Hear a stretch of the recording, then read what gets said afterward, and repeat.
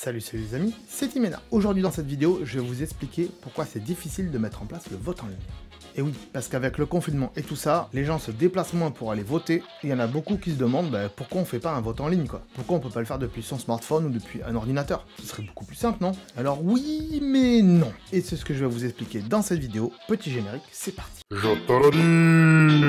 Alors oui, le vote en ligne, ça existe. Et ne me parlez pas de voter sur des machines qui sont dans les bureaux de poste. Là, ça n'a rien à voir du tout. Mais le vote en ligne, ça existe pour des petits votes, comme par exemple des représentants syndicaux dans des grandes entreprises. Et là, dans ce cas-là, c'est pas très grave. Mais pour ce qui est des présidentielles, ou des municipales, ou des régionales, bref, vous l'avez compris, là c'est un petit peu plus complexe.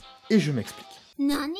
Aujourd'hui, à l'heure actuelle, avec les technologies qu'on possède, il est impossible de sécuriser à 100%, voire même à 150 ou 200%, les élections en ligne. Qu'on puisse vérifier le code informatique ou pas, on ne pourra jamais savoir ce qui tourne réellement sur les serveurs qui hébergent et qui gèrent les élections en ligne. Déjà, où se trouve ce serveur? Par qui est-il hébergé? Est-ce que ceux qui l'hébergent ne font pas partie de différents partis politiques? Bref, vous l'aurez compris, c'est très complexe. Et du coup, on ne pourra jamais savoir si quelqu'un a piraté les serveurs pour modifier les élections. Mais il y a aussi un autre problème. Nani?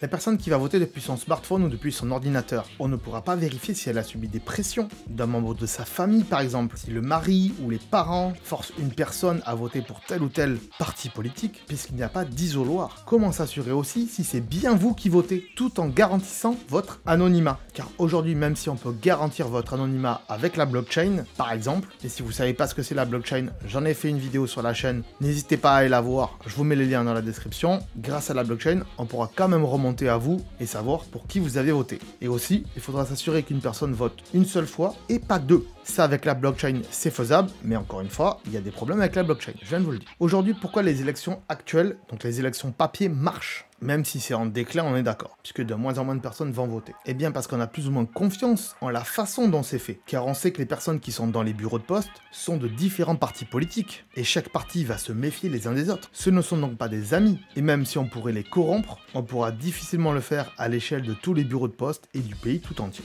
Nani? Il faut aussi se dire qu'aujourd'hui on est dans un monde assez instable et tout le monde ne sait plus qui croire ni quoi penser, même les chaînes d'information. Regardez, il y a même des gens qui croient que la 5G est dans le vaccin du Covid par exemple. C'est bizarre non? Tout simplement parce que ces gens-là n'ont pas assez de connaissances techniques pour comprendre comment cela fonctionne et ce que cela peut exiger. La dernière chose dont on a besoin, c'est des gens qui perdent confiance au système de vote. En mettant en place ce genre de solution par internet et surtout pour ceux qui s'y connaissent le moins. Nani?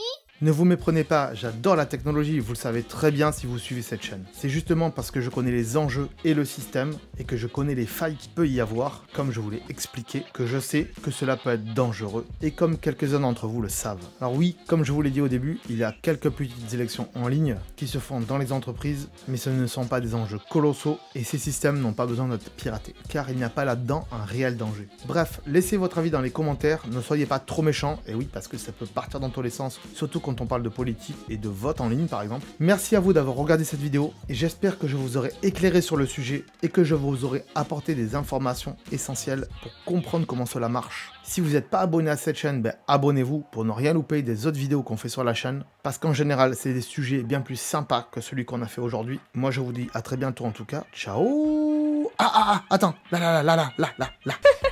Attends, avant de partir, j'allais oublier. Tu peux aussi me suivre sur les réseaux sociaux. Ils sont là, voilà, si ça t'intéresse, bien sûr. Tu peux aussi t'abonner à la chaîne en cliquant sur le logo ici. Voilà, là, maintenant, il s'affiche. Comme ça, tu pourras voir toutes les vidéos qu'on a fait sur la chaîne. Et en plus, c'est gratuit, c'est pas comme Netflix. Tu peux aussi regarder les vidéos que je te propose maintenant. Voilà, elles sont là, hein, elles sont bien.